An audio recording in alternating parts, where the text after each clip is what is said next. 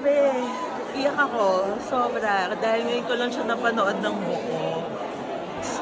Reading the script, naiyak na ako. Pero ngayon, having seen how much heart everyone gave, sobrang nakaka-tender yung pelikula and nakaka-proud that I'm part of it. And thank you guys for being here. Someone working with Josh Lia. Sobrang love. Alam mo, I was just telling them na everybody felt comfortable in the set because they were so kind and welcoming to everyone.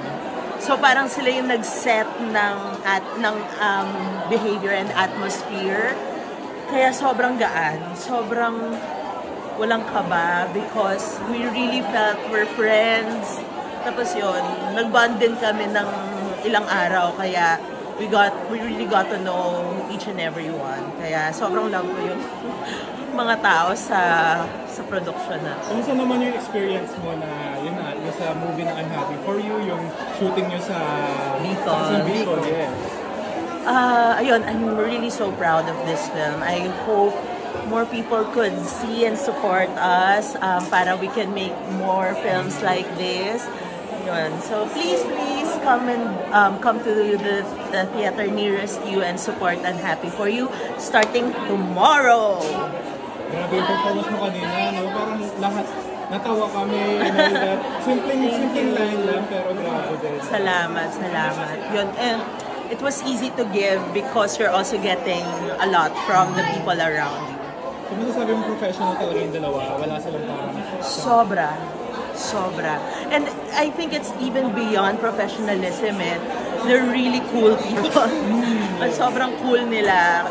Imagine being like that, working together again after everything that's happened to them. So they're really cool people. They're one of the coolest people I know. So yun. May masushow ka ba sa kanila nung nagta-taping or nagsushooting kayo ng episode na ganito?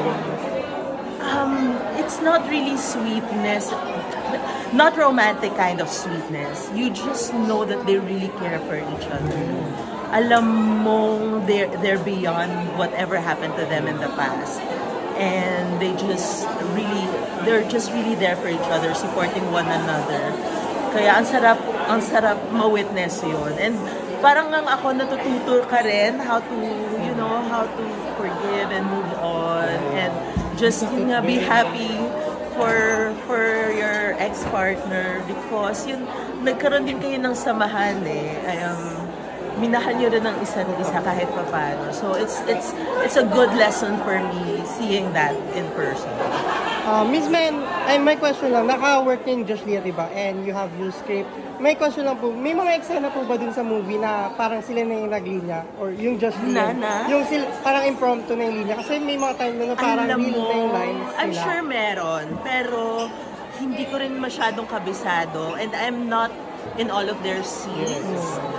Pero dun sa mga eksena kasama ko sila, mga minor improvs para to make the scene more alive and natural. Mga minor improvs. Pero majorly parang wala sa pagkakalam ko. May pressure po ba na for box office na mag-hit? I'm sure meron because ginastusan din. And this is the first tandem after nila Julia and Joshua after a long time. So, I'm sure mataas ang pressure. Pero yun, sana, because it's really a beautiful, don't you think so? Grabe, yung magangamat ako. Parang umaudience ako kanina. Yes, hindi alam ang kwento, kumakaiyak. Kasi this year, talagang after MMFF, wala pa talagang tumabo sa Takilya. Sana ito. Kita ko rin na talagang napakaganda. You think so? Napaka-plansyado ng bawat eksena. Yeah. I think, sana. And with your help, guys. We'll make a movie review then. We'll do reviews and over 210 new cinemas. Oh, yeah. Ito, one last question. Bakit na kailangan panoorin ang Unhappy For You? Because I think it would really teach you a lesson about life, about forgiveness,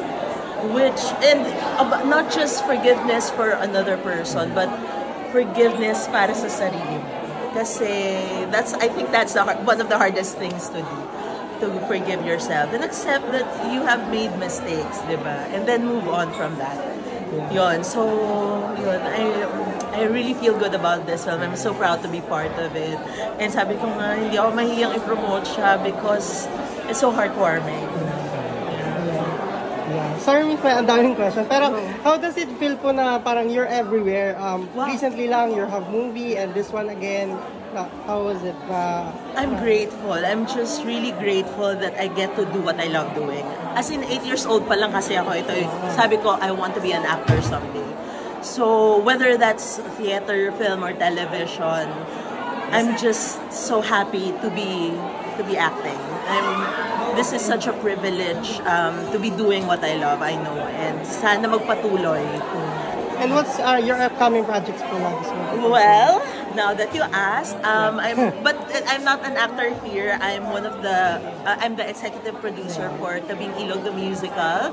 So it's a partnership between Teatro Kapamilya, which is part also of ABS-CBN. So we hope you could support it. It's going to run from November 8 to December 1 at the PETA Theater Center. So hope you guys could also support that. This is actually a rerun. We ran last year, pero because we really believe in the material, ang daming magagandang music, and maraming artists doon from Star Magic and Star Hunt.